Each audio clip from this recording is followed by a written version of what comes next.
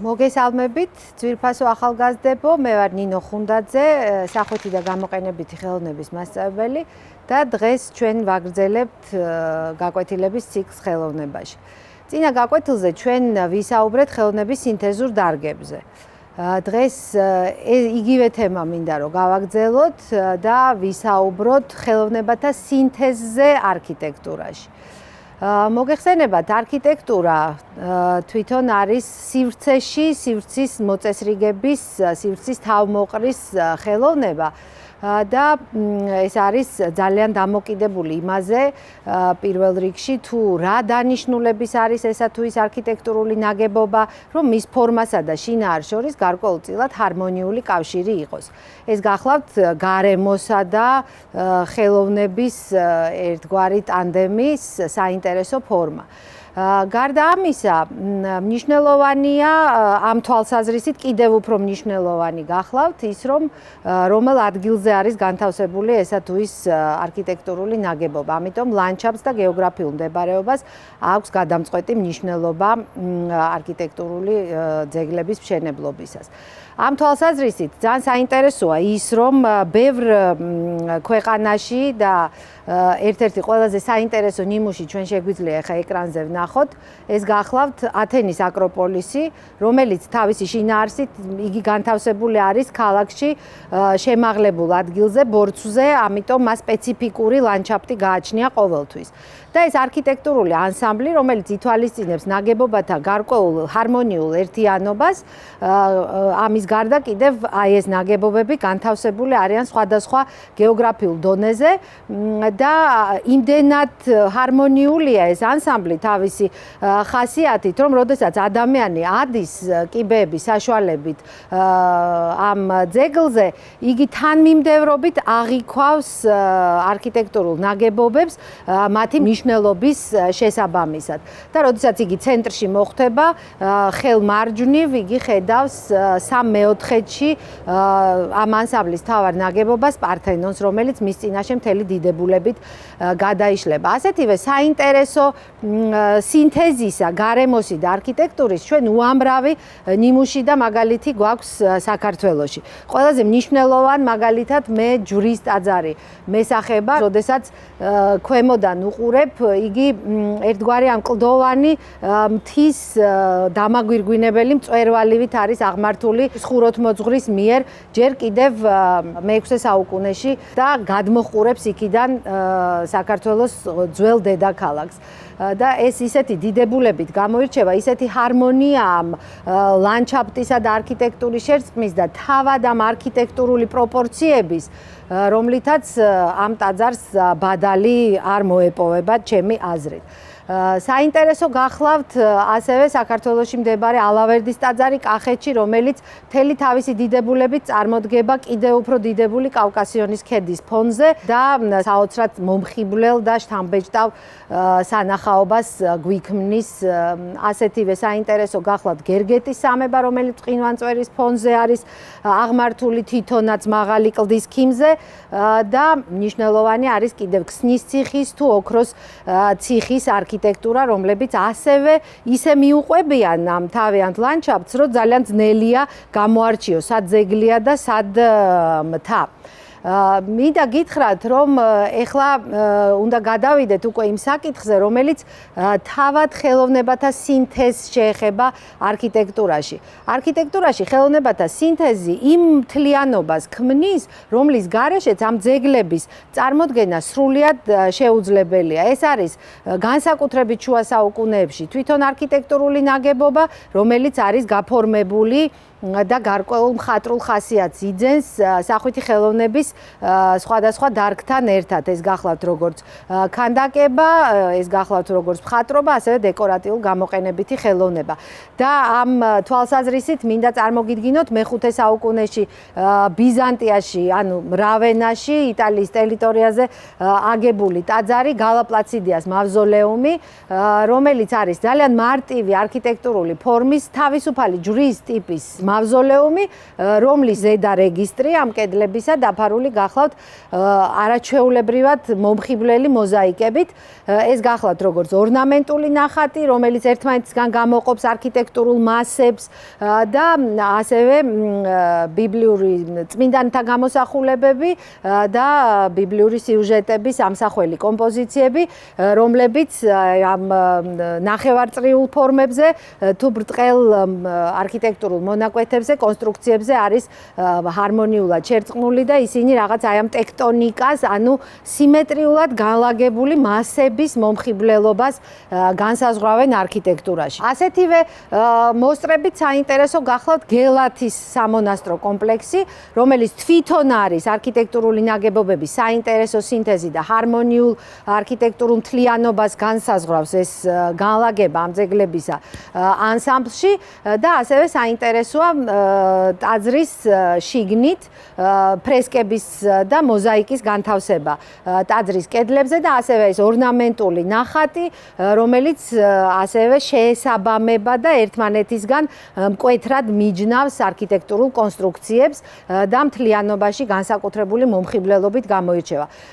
ეს ტაძარი, მთავარი ტაძარი ამ არქიტექტურული ანსამბლისა გელათში, ღვთისმშობლის სახელობისა გახლავთ და მისი ფასადები გარედან შემკულია რელიეფური მორთულობით, რომელთაგან ერთი აქ არის წარმოდგენილი და ეს გახლავთ ძალიან საინტერესო ორნამენტული მოტივი, ესეთი ნახევარწრიული ფორმისა, რომელიც გარშემო შემოუყვება კარების ჭრილს და ტიმპანზე მის თავში, აქვე არის კარების თავზე ჩასმული არის ღვთისმშობლისა და ყრმის გამოსახულება, რომელიც აი კიდევ ერთ მთლიანობას წარმოადგენს არქიტექტურისა, ქანდაკებისა და მხატვრობისა და აი ეს ქრისტეს გამოსახულებაც, რომელიც ასევე კარის ტიმპანზე გახლავთ გამოსახული. სრულიად უნიკალურია სამთავისის ტაძარი თავისი ფორმითა და თავისი დეკორატიული შემკულობით, რომელზედაც თქვენ კარგად ხედავთ, როგორ მიუყვება არქიტექტურულ მასებს, მის სიმაღლეს და მასთან ერთად როგორ იცვლის სიმაღლეს და ფორმას, აი ეს თაღოვანი, ხუთთაღოვანი სისტემა, რომლითაც შემკულია აღმოსავლეთი ფასადი სამთავისისა და სრულიად უნიკალური თვითონ დეკორატიული გაფორმების სისტემა, აი დააკვირდით, ეს გახლავთ შეწყვილებული რომბები, მე იქიდან ამოზრდილი ეს სარკმლის გამოსახულება, ლილვი და ლილვის თავზე ჯვრის დიდი რელიეფური გამოსახულება, რომელიც აი ეს მოხაზულობა შემდეგ ამ აფსიდის თაღის, როგორ გადადის ჰარმონიულად გვერდებზე და თავს იყრის ჯვრის ორივე მხარეს ტოლმკლავა ჯვრის გამოსახულებაში. ამ ტაძარს ამკობს ფიგურული გამოსახულებებიც და სრულიად მომხიბვლელი და უნიკალურია თავისი მორთულობით. აი ამ სისტემამ სხვათა შორის შემდგომ საუკუნეების განმავლობაში იპოვა განვითარება და უამრავი ტაძრის კედელზე საქართველოში აღმოსავლეთ ფასადზე გვხდება სწორედ ასეთი ტიპის მორთულობა. იგივე ნიშნულობნებით ხასიათდება ეს ხელოვნებათა სინთეზი უკვე შუა საუკუნეების ევროპულ არქიტექტურაში. აქ არის წარმოდგენილი თქვენს თვალწინ პარიზის ნოტრ-დამის ტაძარი, რომელიც სრულიად გამორჩეულია აი ამ სინთეზით. ეს გახლავთ მწყობრი, სიმეტრიული, დაბალანსებული არქიტექტურული ნაგებობა, ბაზილიკური ფორმის, რომელზედაც განსაკუთრებული მნიშვნელობით და მორთულობით გამოირჩევა დასავლეთი ფასადი, საიდანაც არის შესასვლელი ამ ტაძარში და თქვენ ხედავთ, როგორ არის აქცენტირებული ეს პორტალები თავისი შეისრული ფორმებით, როგორი არის ესეთი რიტმული მონაცვლეობა სხვადასხვა ფორმის სარკმელებისა და თაღედებისა მათ გარშემო და აი ამ კოშკების დეკორატიული მორთულობა. ეხლა აქ თქვენ ხედავთ აი ამ სიუხვეს, ამ რელიეფური გამოსახულებებისა და ყველა მხრიდან ფაქტობრივად აი ეს ფასადის ფორმებს შეესაბამება ჰარმონიულად ერწყმის აი ეს რელიეფური გამოსახულებები.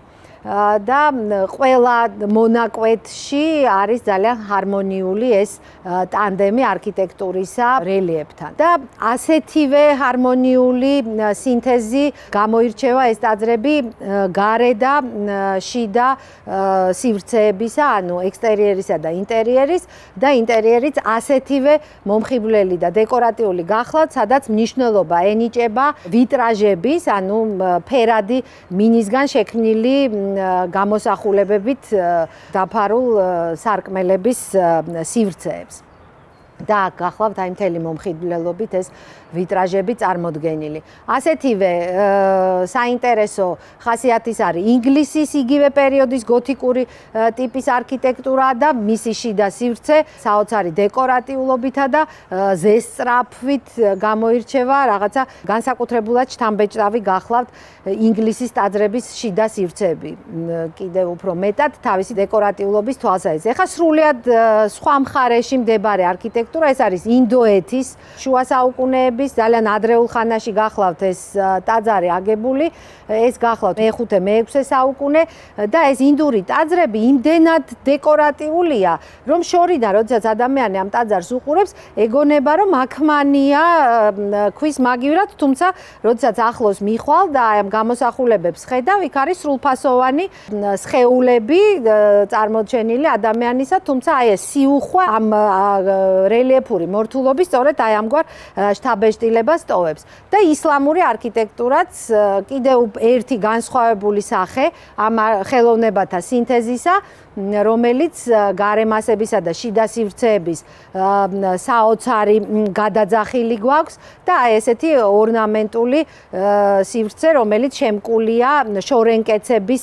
საშუალებით. ეს კედლები დაფარული და ეს ორნამენტული ნახატის მრავალფეროვნება, მისი სიჭრელე, ხალიჩისებური განლაგება აბსოლუტურად განსხვავებულ მხატვრულ ეფექტს ქმნის, ვიდრე ეს გახლავთ ქრისტიანულ არქიტექტურაში. და აი თქვენ ხედავთ ეს ორი ერთმანეთისგან განსხვავებული კლდის გუმბათი, რომელიც არის იერუსალიმში აგებული, ხოლო წინა სლაიდზე, რომელიც ტაძარიც ვნახეთ, ეს გახლავთ ლურჯი მეჩეთი, რომელიც დღეს სტამბულში მდებარეობს და რამდენად განსხვავებული ხასიათისაა თავისი მორთულობით და აი რამდენად გამორჩეული და განსხვავებულია თავისი ხასიათით ეს სრულიად განსხვავებული კულტურის ნაგებობები და ეს მათი შიდა სივრცე, სადაც სწორედ აი ეს სინთეზი სხვადასხვა დარგის ხელოვნებისა საოცარი სიცხადით წარმოჩდება და მეტყველ ნიმუშებად გვევლინება. თანამედროვე არქიტექტურაშიც შედარებით უფრო შეიძლება ითქვას უფრო ნაკლებად, მაგრამ მაინც ხდება და მაინც არის გამორჩეულად ეს ხელოვნებათა სინთეზი, რომელიც აი მაგალითად ეს გახლავთ ჰუნდერტ ვასერის მიერ შექმნილი თავისივე მუზეუმი, რომელშიც ასევე არის ძალიან კარგად დასახული გარემასებში ეს სხვადასხვა დარგის ხელოვნების და ასევე შიდა სივრცეშიც ჯერ ერთი მისადაგება ექსტერიერისა და ინტერიერის და მერე მათი მორთულობის სისტემა. დღეს ეს მინდოდა მეჩვენებინა, მინდოდა გვესაუბრა ხელოვნებათა სინთეზზე არქიტექტურაში, ბევრი საინტერესო ნიმუში ვნახეთ დღეს ჩვენ ერთად და მინდა ესეთი დავალება შეასრულოთ, შექმნათ პატარა მოდელი რაიმე არქიტექტურული ნაგებობისა, რომელსაც შეძლებთ და ან მხატვრობით, ან რელიეფებით გააფორმებთ. გემშვიდობებით, წარმატებას გისურვებთ. მომავალ შეხვედრამდე.